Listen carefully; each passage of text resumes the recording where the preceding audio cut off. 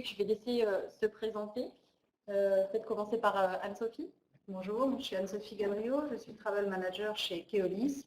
Keolis est l'un des leaders mondiaux de la mobilité.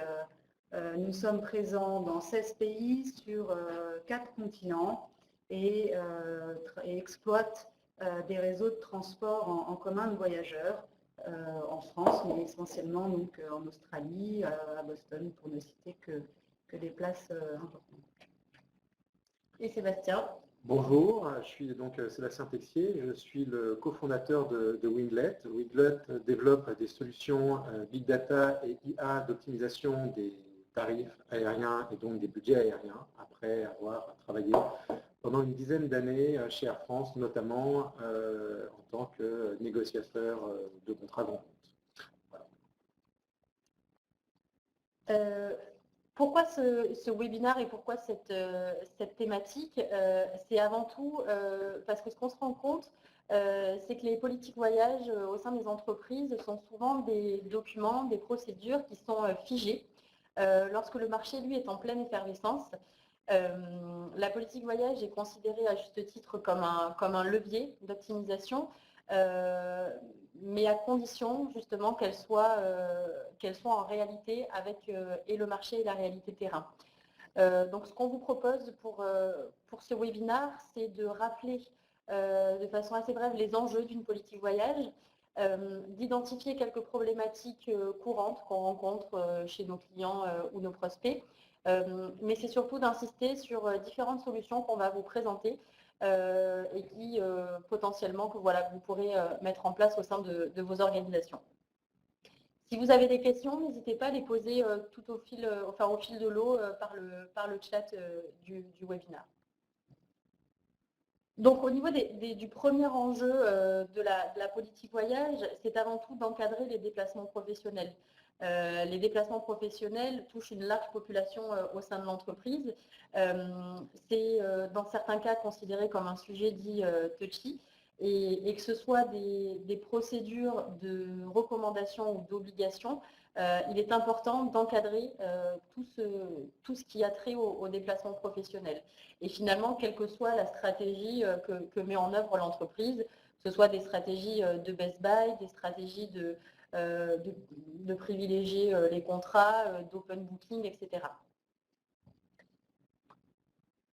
Le deuxième enjeu identifié, c'est véritablement la maîtrise et le contrôle des coûts, puisque le poste de voyage et déplacement représente souvent le deuxième ou le troisième poste de dépense au sein des entreprises. Et donc, il est nécessaire de pouvoir le piloter. Mais pour le piloter, il est nécessaire, dans un premier temps, de le maîtriser.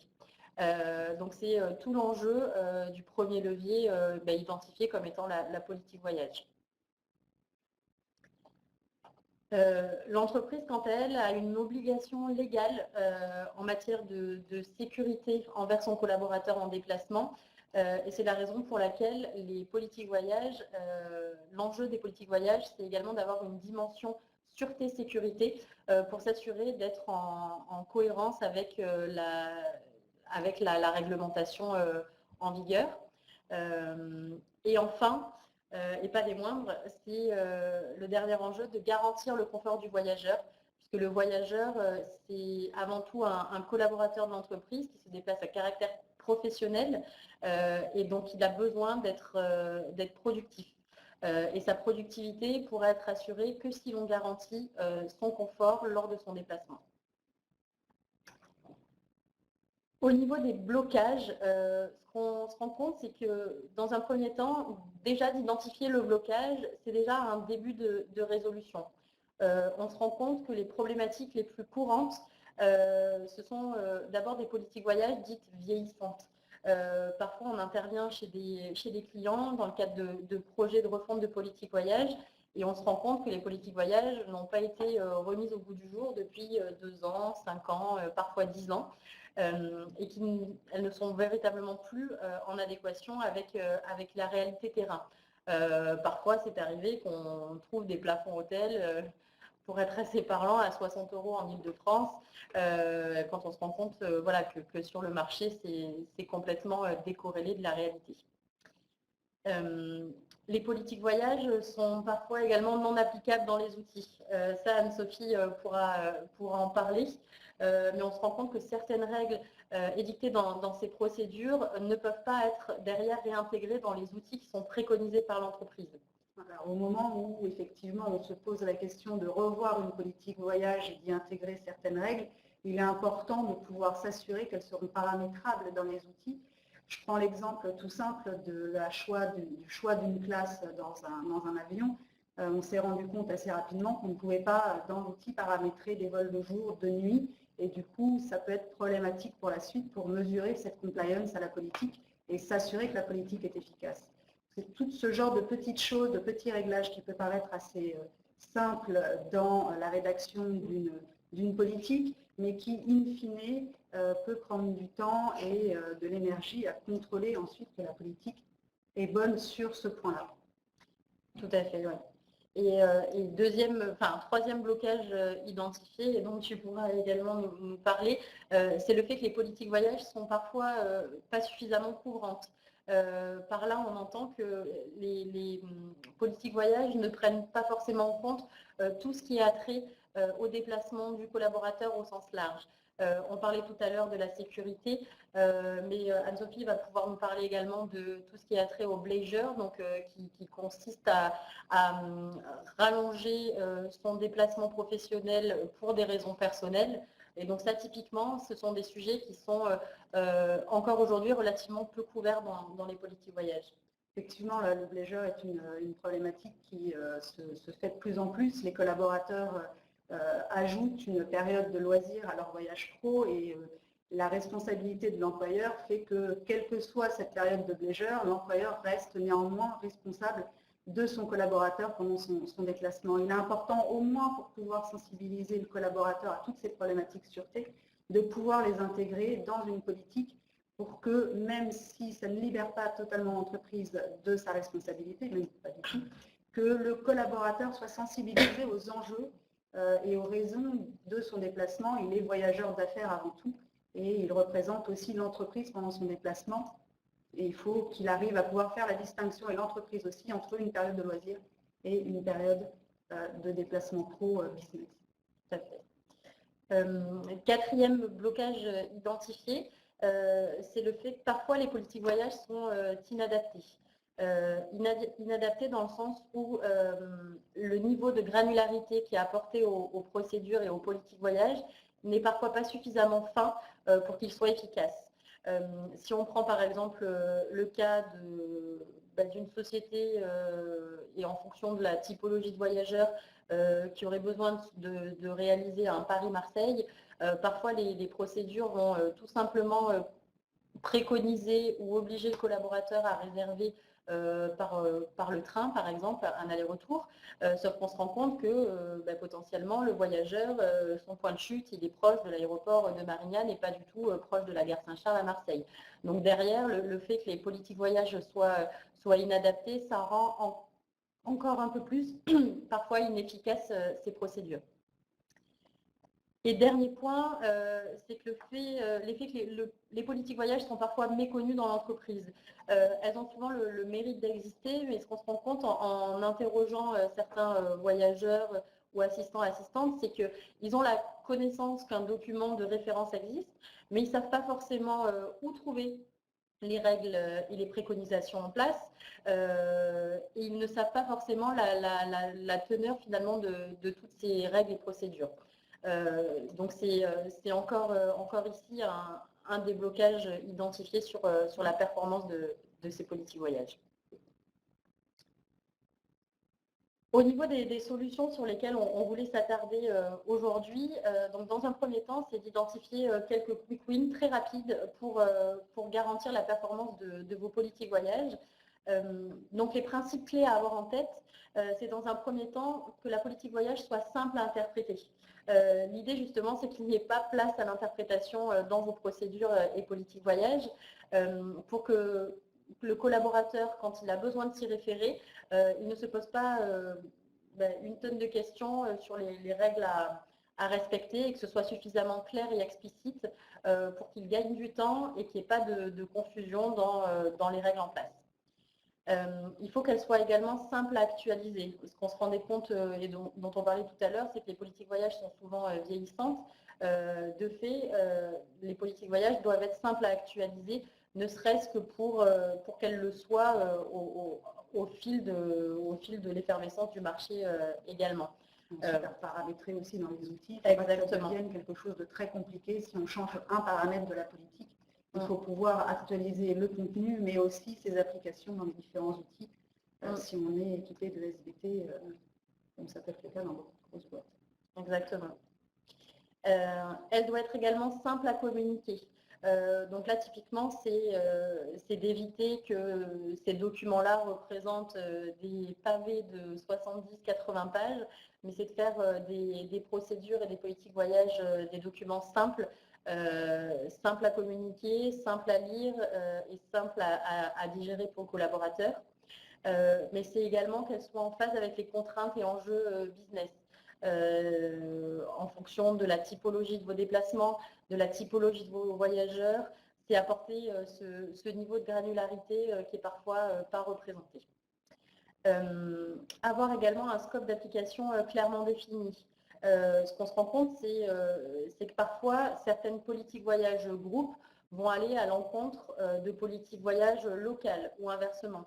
Donc là, l'idée, c'est pour s'assurer de la performance de votre politique voyage, c'est que le scope d'application soit clairement défini à l'échelle du groupe et localement.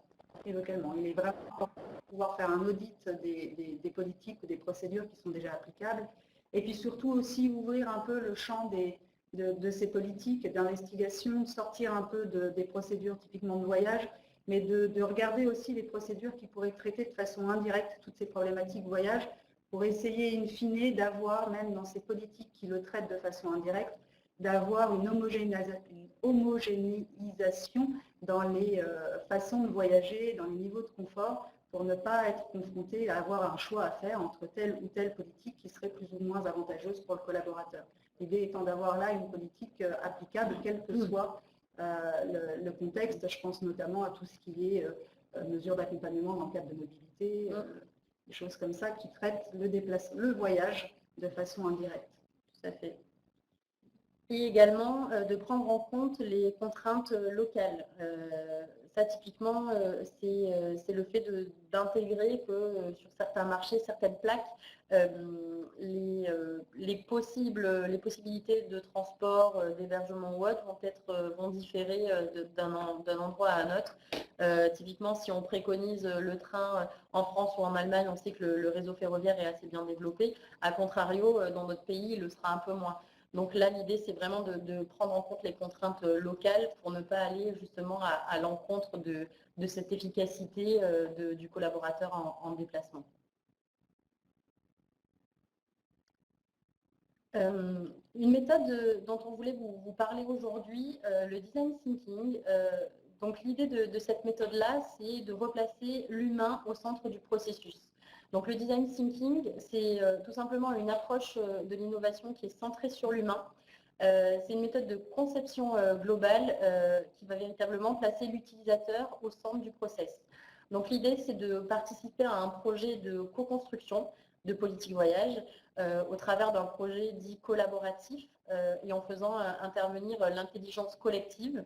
Et donc l'idée, c'est de prendre en considération trois grandes thématiques, à savoir la désirabilité, donc qui est centrée véritablement sur l'attente des voyageurs, mais également la faisabilité, donc là qui est davantage basée sur la partie technologie et organisationnelle, c'est-à-dire est-ce que ce que souhaitent mes voyageurs, c'est faisable d'un point de vue technologique et technique, et enfin la viabilité. Donc, c'est-à-dire ma performance et mon efficacité, c'est-à-dire entre la désirabilité et la faisabilité, est-ce que la viabilité de ce que je souhaiterais potentiellement mettre en place, est-ce que c'est en adéquation avec ma maîtrise et mon contrôle des coûts, etc. Et donc, le fait de pouvoir jongler et s'articuler autour de ces trois grandes briques, ça va permettre de faire émerger une solution dite idéale. Donc là, c'est un concept qui est relativement théorique. ce que je vous propose, c'est de détailler un petit peu comment on peut s'y prendre si on souhaite appliquer une méthode de design thinking pour réfléchir une politique voyage. Donc, dans un premier temps, l'idée, ce serait de délimiter les objectifs à atteindre, donc de s'intéresser à soit l'ensemble de la politique voyage, soit à une seule partie, par exemple s'attarder sur la partie plafond hôtel, la partie transport, la partie sécurité. Voilà, c'est vraiment délimiter les objectifs qu'on souhaite revoir dans ce processus. Ensuite, c'est d'identifier le contexte. Quand on dit identifier le contexte, l'idée c'est de s'appuyer sur la data, de s'appuyer sur les enquêtes qu'on aurait pu réaliser, sur les irritants qui auraient pu être remontés, pour ensuite l'analyser. Une fois qu'on a procédé à cette identification de contexte et d'analyse, on va pouvoir explorer et rechercher des opportunités. Donc là, typiquement, c'est se mettre tous ensemble autour d'une table et c'est penser des scénarios pour repenser et co-construire ma politique voyage. Une fois que j'ai généré tous ces scénarios, la personne en charge d'arbitrer, que ce soit le travel manager,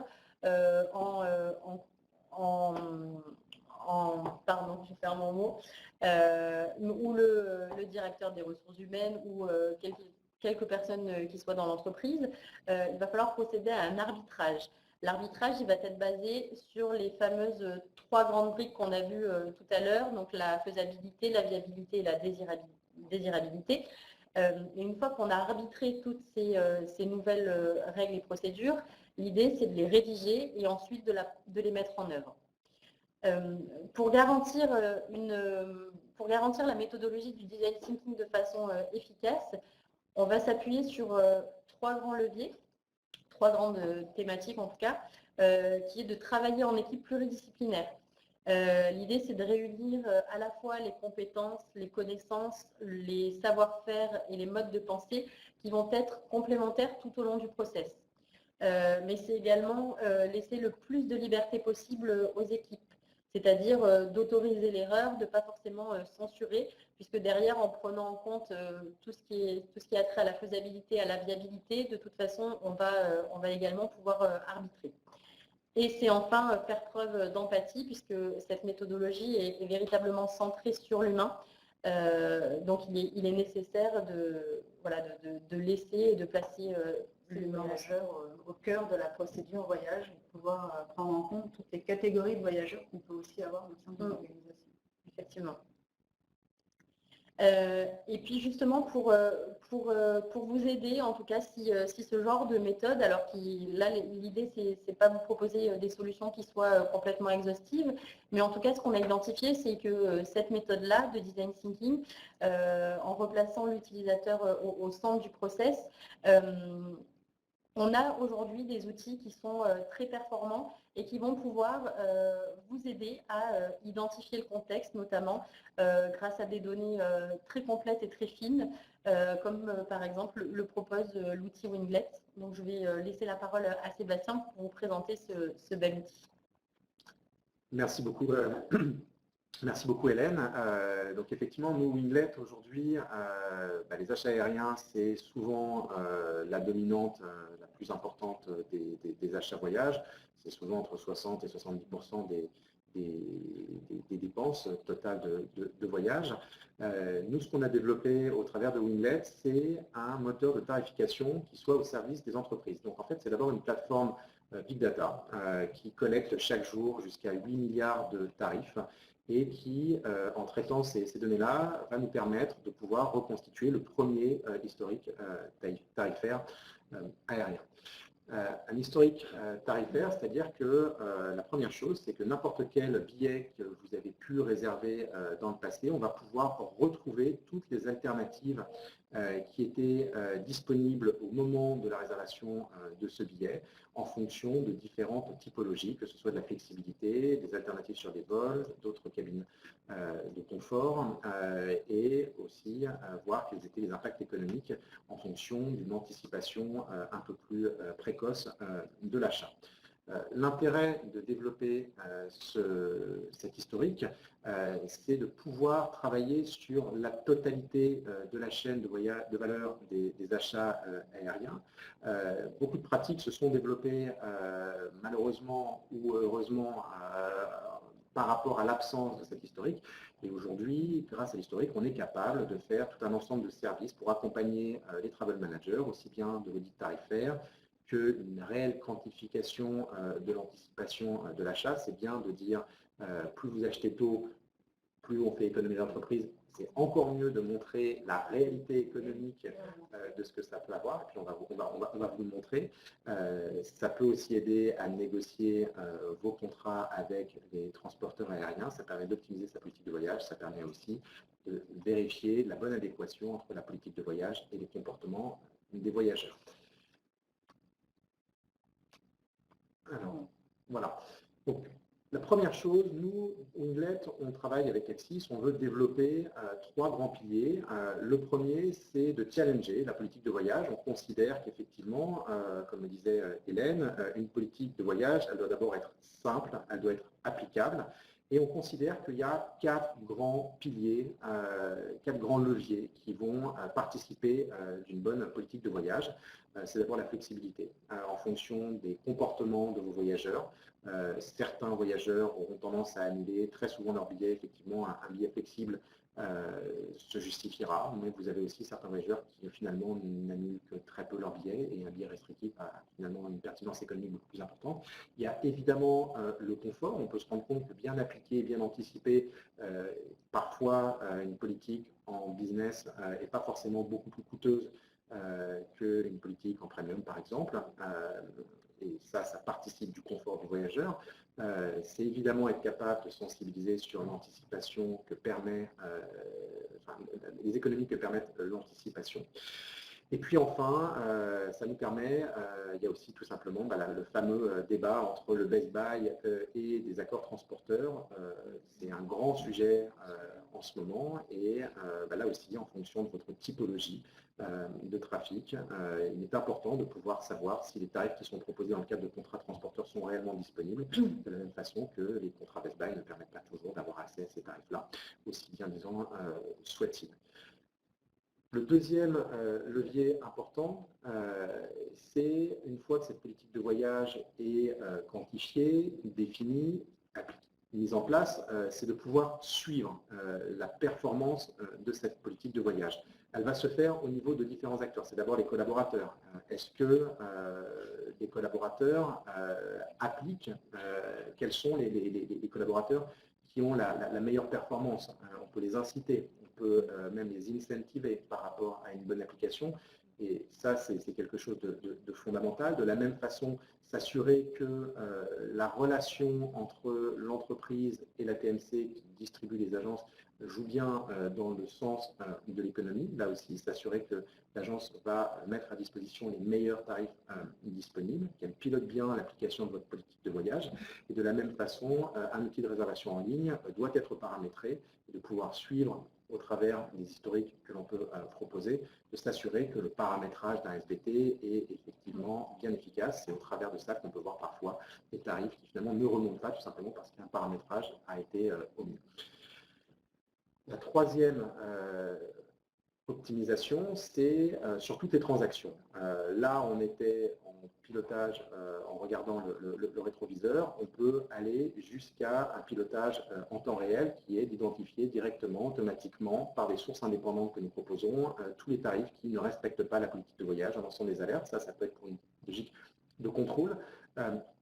Mais il y a aussi une logique de sensibilisation. Aujourd'hui, par l'expertise tarifaire que nous avons développée, nous sommes capables de confirmer la validité d'un tarif, à savoir d'alerter sur le fait qu'un tarif actuellement disponible va monter d'ici 24 heures, et le montant dont ce tarif est capable de monter. Donc tout ça, c'est un ensemble de leviers qui permettent, in fine, d'aller économiser entre 10 et 15% sur les budgets aériens qui, à nouveau, sont très conséquents.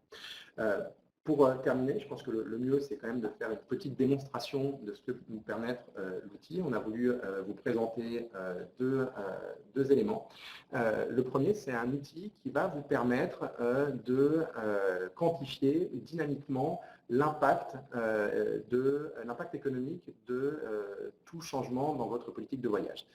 Si on regarde ici, là vous avez la liste, une consommation classique d'une entreprise. Vous avez à chaque fois les billets, l'origine, destination, le type de billet, la compagnie aérienne, la cabine, sa flexibilité, l'anticipation de l'achat, le tarif initialement payé par l'entreprise.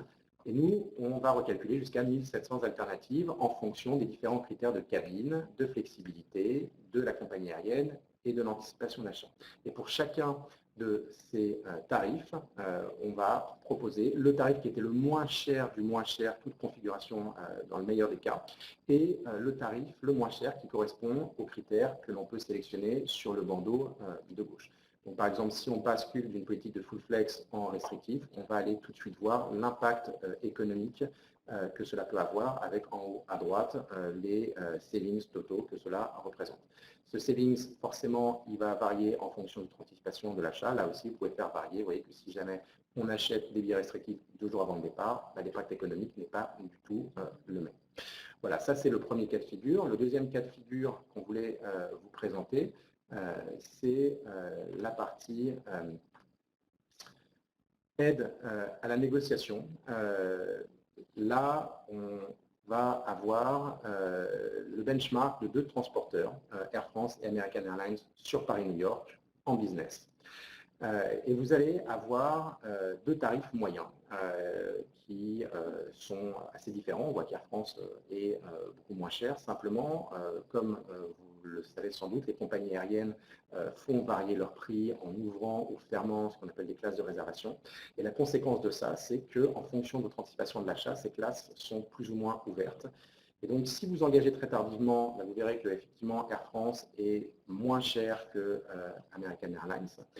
En revanche, si vous engagez que très tardivement, là, vous verrez que finalement, l'économie n'est plus forcément favorable à Air France. Ce qui est important de comprendre au travers de ce sujet, c'est qu'en fait, il n'y a pas de bon tarif, il y a un bon tarif qui est adapté à votre politique de voyage, à votre politique de déplacement.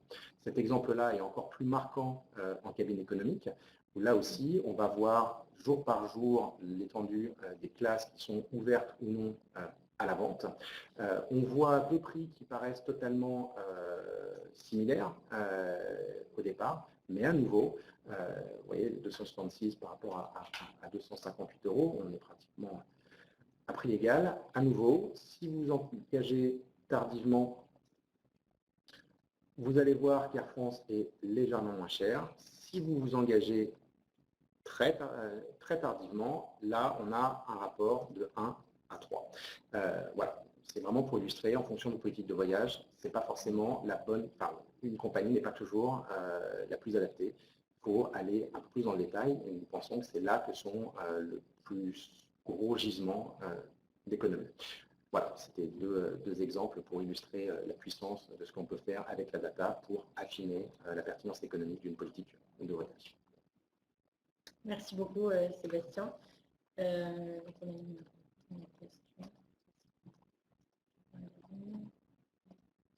Alors, sur les branded fairs, de toute façon, les branded fairs, on est capable tout à fait de travailler et s'adapter sur la logique des branded fairs, parce que de toute façon, les branded fairs sont des upsells qui vont toujours s'appliquer sur ces mêmes classes de réservation, donc on sait tout à fait les traiter dans ces outils.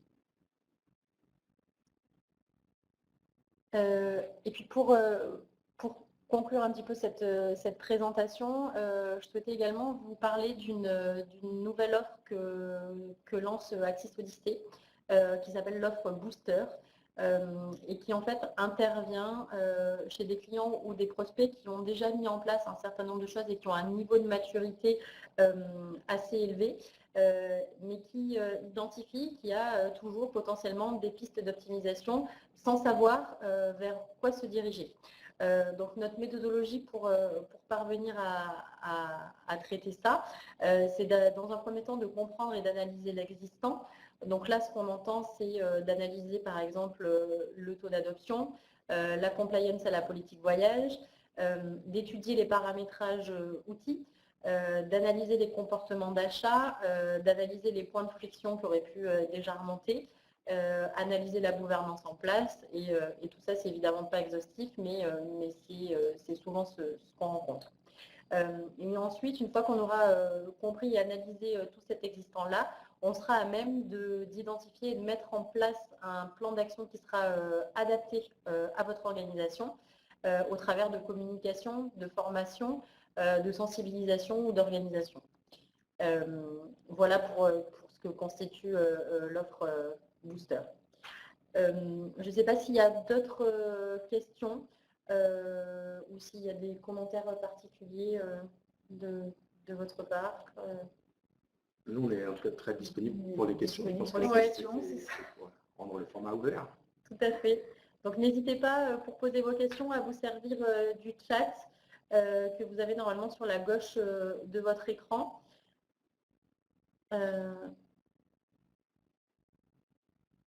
Voilà.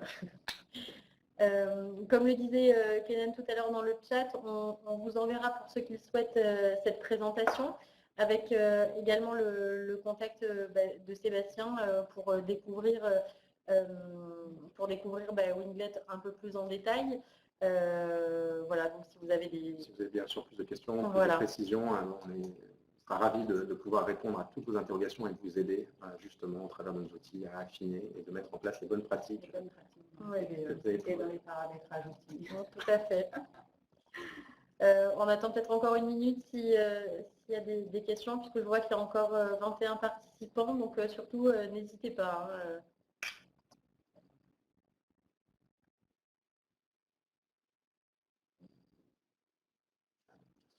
Une question qui arrive.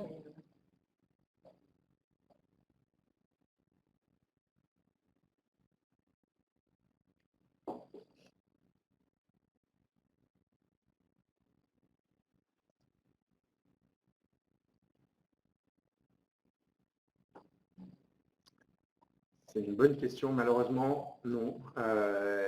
On est vraiment expert sur l'aérien. Oui. Alors, effectivement, je vais peut-être relire la question. Est-ce que Winglet propose la même chose avec le ferroviaire pour notamment aider à récupérer le détail des tarifs achetés? Alors, à ce jour, nous ne le faisons pas. Je suis navré. On se concentre vraiment sur l'expertise des tarifs aériens, qui est déjà un sujet qu'on a... un vrai challenge à traiter au regard des volumes. Donc, hélas, non, ce serait avec grand plaisir, mais on peut déjà faire beaucoup de choses avec les budgets aériens si vous en avez une partie. D'autres questions? Encore.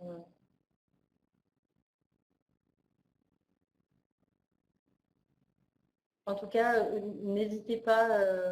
Voilà, si vous avez besoin de... Voilà, on vous enverra le contact de Sébastien. S'il y a besoin également peut-être ton retour d'expérience, Anne-Sophie, puisqu'Anne-Sophie est Travel Manager chez Keolis et elle a pu participer l'année dernière à la refonte notamment de la politique voyage. Donc si vous êtes dans ce cas et que vous avez besoin de retour d'expérience... échanger avec plaisir. N'hésitez pas à contacter Hélène qui vous mettra en contact. Tout à fait. Merci pour vos retours en tout cas. Merci beaucoup. Merci Hélène. Merci à vous pour ces deux belles interventions. Un bon après-midi à tous. Bonne fin d'après-midi. À bientôt.